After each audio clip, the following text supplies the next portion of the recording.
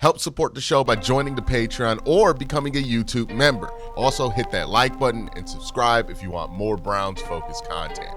The Browns season is officially over, and that means a couple of things. One, we now know what draft pick the Browns will be selecting within the 2026 draft. We now know what the starting hand will be for the Cleveland Browns as far as what they have to navigate to solve their problems in the offseason. And number two, I got to take down these lights. But in all seriousness, now we got to figure out what the Browns' plan for the offseason is going to be. And before you can figure out how you're going to play your cards, you got to know what cards you have to even play with. So that's what this video is going to be about. We're going to talk about what the Browns have and what they don't have. Because right now, whenever you talk about the Browns offseason, you run into a lot of people running with different realities. Some people are assuming that the Browns are going to have a ton of cap space because of the Watson insurance. Then there are other people who think that the Browns are going to have absolutely no cap space because of the Watson contract.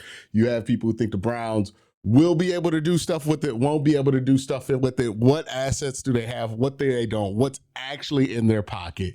So that's what we're going to break down today. Got to thank my sponsor real quick, Sleeper. Real quick, just want to let you guys know Sleeper has a new offer here. They're offering a free $20 entry, no deposit required. And also, if you're a first-time user, you also will receive a 100% match on up to $100 when you use the promo code Worst Take. Again, $20 free, no deposit required. Plus, first-time users also receive a 100% deposit match up to $100. Join Sleeper. Okay, so when it comes to the draft assets, I think it's pretty straightforward with the Cleveland Browns. For right now, what we do know is that the Browns have the 6th pick of the draft. They have that pick that's not going to change. They have a late first that's Jacksonville's. That could be anywhere from 32 if Jacksonville wins the Super Bowl. It could be pick 24 if they get eliminated at Wild Card Weekend. So that pick still has a healthy range attached to it, but they have that selection. They have the 39th pick in the draft, the 70th pick in the draft, 107, 139, 144, 147, and a late 7th round pick via the Seattle Seahawks. And again, since the Seattle Seahawks are still playing football, that pick is yet to be determined. Again, could be the last pick in the 7th round or one of the later picks in the 7th round. Could be another later pick in the 7th round. There's not much range that's going to matter in the late 7th. But you know you're going to have a late 7th round pick from Seattle. We also know that the Cleveland Browns own all of their 2027 picks and all of their 2028 picks. So they have 3 years of draft picks as well if that becomes necessary to use.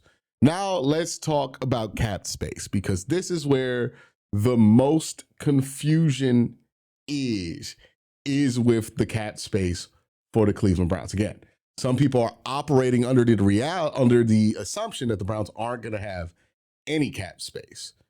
But the Browns are going to have cap space this year. They're definitely going to have cap space.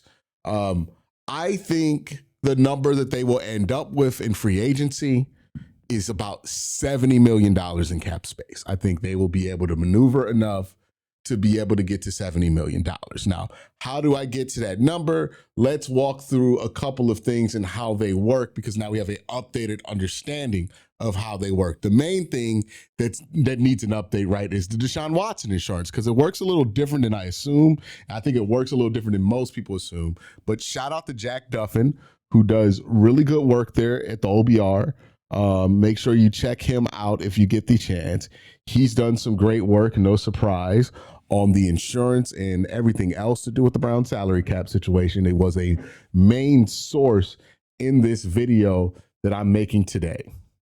And this is what he has to say about the insurance policy for Deshaun Watson. Based on my previous article that breaks down all we know about NFL insurance, I'm expecting about 17 and 26 million dollars to be returned to the team. With how the insurance appears to impact the salary cap, it is a fifth across the following 5 years, which means 3.5 million to 5.2 million saved on the 2026 cap. So let's repeat that again. So the Browns could get, in his opinion, anywhere from 17 to 26 million dollars. The way that money is returned to the team in salary cap savings is that they give you a fifth of that value in the salary cap over a 5-year period. So if it's $26 million, that will be divided by 5 and doled out each year in salary cap savings. So that would be the 5.2. If it's 17.7, it will be divided into 5, which is about 3.5, and you will save $3.5 million each year on the cap. That's how the insurance is projected to work for the Cleveland Browns, for Deshaun Watson. That's the best to our knowledge of how this works. Now, it could work differently. There could be JOK savings and other injuries. I think he goes on to say about 5 million saved is a good number to assume. And the other 20 million will be saved over the next 4 years. So that's how that reportedly works. The thing to note about the insurance stuff with the Browns and Deshaun Watson, this is a relatively new thing, and there's not a lot of data on it. So he is projecting stuff based on not a gigantic pool of data. So it is possible that it works differently per contract, but for what we know right now, that is how it is projected to work. So the Browns are going to save about $5 million on this year's cap in just straight up getting money back for Deshaun Watson. Okay, over the cap, his is the second one about the salary cap projection, right? Where's the salary cap going to be? Over the cap has a number at 2.95 million.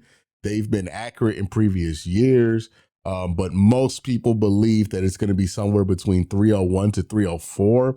This is another 6 to 8.5 million in cap space compared to the over the cap projection. So the cap goes up. That's going to increase the Browns salary cap number, and he has a nice little write up. And again, if you want to know more details about how these things specifically work and have a better understanding of the salary cap, please go check out Jack Duffin's work. He's the best at doing it. He comes to this conclusion, right? Current over the cap, the Browns are negative 11 for 2026. Insurance, they'll get about $5 million. Salary cap being finalized and raised, that'll be another $6 million. Post June 1st retirement for Joe Bitonio, about $16.4 million. Even if they extended the gain, about $12 million in cap space.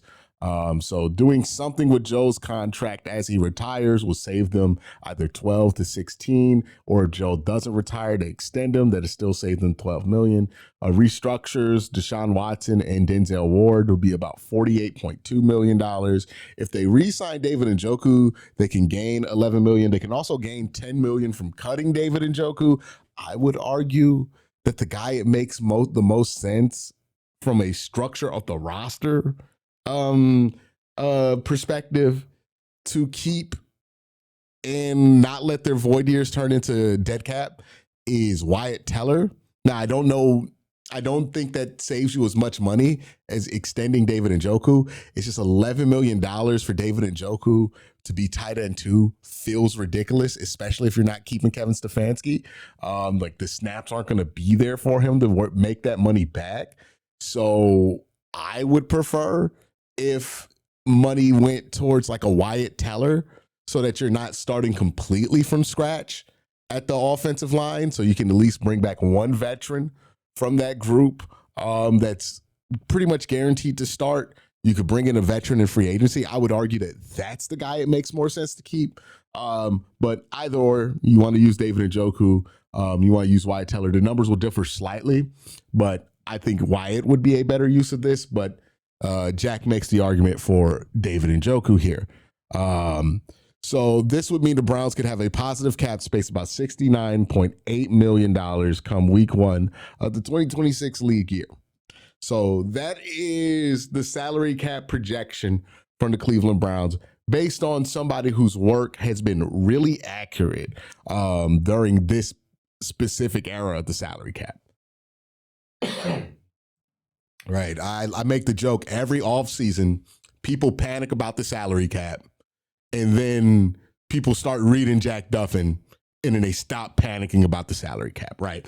Like, I have to bring on Jack Duffin like once a year to get people to calm the fuck down about the salary cap, because he's usually, well, he's not even just usually, he's on point, right, about this. And I think that's, something that's important to note, and not just taking anybody's word for it. It's somebody I have talked to a lot, and also, it's somebody whose work I trust for good reason. I know where it comes from. So yeah, the $69.8 million in cap space, that's where the Browns are projected to be. That's where most people project the Browns to be, about $70 million in cap space. So that is the baseline of where the Cleveland Browns are. $70 million in cap space, the draft assets that I mentioned, that is the hand that the Cleveland Browns have currently. Now, that doesn't mean that that's all we know about what the Browns, or that's all that matters about what this Browns offensive season would be. Oh, not offensive season, off season. I'm tripping over my words here. We also need to have some questions answered by the end of the combine if you're the Cleveland Browns, right? On top of what you have and what your budget's going to be for cash. And we're going to talk about the cash budget in just a second. But there are some questions that need to be answered by the end of the combine. First question is the obvious question. Can we trade up for quarterback? Is there a market? How crowded is the market? How expensive is the market?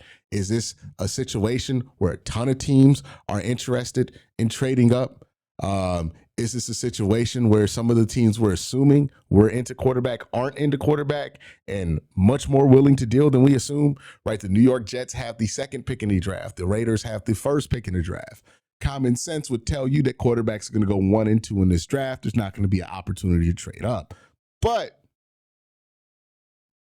it's possible that that's not what they're thinking, right? It's possible that the Raiders want to go after a free agent quarterback or something like that more than they want to sign one. Or maybe they're scared to commit to a quarterback in the first year of a new head coach. Same could be said for the Jets, who maybe they don't feel like they're at the place where they could go at their quarterback, or maybe they want to get a veteran quarterback. I think a lot of markers about the Jets make it so that they could be the team that could be interested in a veteran quarterback. And I feel like the Jets are the most likely team to convince themselves that they could be the Philadelphia Eagles. Like, if you're telling me what team in the top 5 can convince themselves that the most, I feel like it's the Jets, because the Jets will have the number 2 pick. The Jets will be able to turn that pick into some future assets. They already have a ton of future assets. I could see them thinking to themselves, we can draft well, get great play around our quarterback, and become the Eagles. I don't think trying to be the Eagles is a good plan to build your roster. Like, the Eagles got extraordinarily lucky to build that roster. Like, Jalen Carter fell to them at 8. And then that wasn't luck. That was more Jalen Carter doing a crime that got that to happen. But still, right, for the Eagles to build that roster, they've gotten some fortune, right? Even A.J. Brown being available. That was fortunate, right? That's a level of fortune that you can't predict, and why I think trying to be the Eagles is a horrible it's a horrible team building strategy. Like, if you're going to build a team, you need to do things that have some level of replicatability. And the Eagles, there's no replicating what the Eagles did. They fell into so many deals and so many good draft picks that just don't happen all the time, that you can't rely on that being your plan. But if there's a team that can convince themselves that that's a good plan, I think it's the Jets. So maybe the Jets are interested in a trade up. Maybe you find that out in the combine and you start working on that trade up. Maybe you find out that nobody's interested in a trade up, or the price is too big for a trade up. You need to know this by the combine for a good reason. You're going to have to make your move at a free agent quarterback after the combine, right? You're going to have to start to go all in on that. And if you want to get a Malik Willis, a Daniel Jones, if he's a free agent, or go after Mac Jones, right? If you're interested in one of those guys, well, you got to be in the mix by the time we get to like the owners meeting, in the combine and all, you got to be in the mix there. So you got to figure out by the end of the combine, do you have a path to get a quarterback in the top 5 and trade up? Is that path something that you're willing to spend on? Or would you rather go after one of these free agent options? That decision has to be made before you get out the combine. You got to figure out what you're going to do there, because if you wait on the decision to trade up, if you wait on the decision to sign a quarterback in free agency, you're going to end up at the dance with nobody to dance with, right? You're going to end up at the dance without a date. And that's how you end up starting anybody and having 5 starting quarterbacks over the course of the season and playing Deshaun Watson again. And we all want to avoid playing Deshaun Watson again. If you don't want that to happen, you want the Browns to know what they want to do as far as quarterback goes going into next year. Now, I know some people are going to be like, well, what about Shedeur? Shedeur will be a factor in this conversation, but Shedeur can't be the only factor, right? Like, he has not played enough objectively by any metric to justify just only having Shedeur as an option. If you're the Browns, you got to have somebody else who can reasonably compete and win the job. And it better be a better attempt at that than fucking Kenny Pickett. Okay? Like, you got to have a real option there. Somebody like, hey, you want to bring in Anthony Richardson to compete with Shedeur? You want to bring in Mac Jones, Malik Willis, one of those.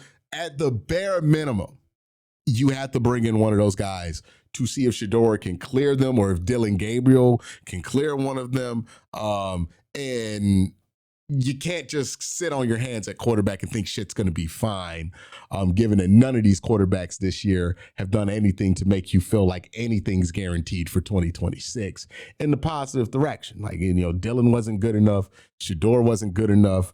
Doesn't mean that you don't give them chances if your roster is not very strong at the quarterback position, but you just can't just roll into the offseason and be like, we're cool with our quarterback room being Deshaun Watson, Shedeur Sanders, and Dillon Gabriel. That is setting yourself up to get everybody fired in 2027. I'm just being honest. So you got to figure out, what are we doing at quarterback? What's the plan here? What do we have access to? Are there trades available? Can we trade for a starter? Do we have to trade up? Do we have what it takes to trade up? Are we going to be in a good pole position to trade up? Is the market right for us? How do we feel about all of that? You got to make your bets on what the future is going to look like at the end of the combine, and then you got to make your decisions with those assumptions in place. So that's a decision that needs to be made. You also need to figure out what kind of market there's going to be for a trade back, because the Browns are kind of in that Goldilocks zone in this draft class, where it's like you end up with 6. I don't know if there's a lot of prospects in this class that you feel comfortable taking that high. But a lot of these prospects in this class, you feel much more comfortable taking a little bit further back in the draft. So you might want to be compensated for that. But is there going to be a market for that is the real question, right? We'll see. Andrew Berry's pretty good at conjuring up markets for draft picks. I didn't think he'd be able to trade 2 last year, but he did trade 2 last year. So we'll see what happens with that. Last thing we need to talk about is cash, right? So there's cap space and then there's cash, and these two things are not the same. Cap space is how the Browns will account for money going forward. Cash is how much they actually spend.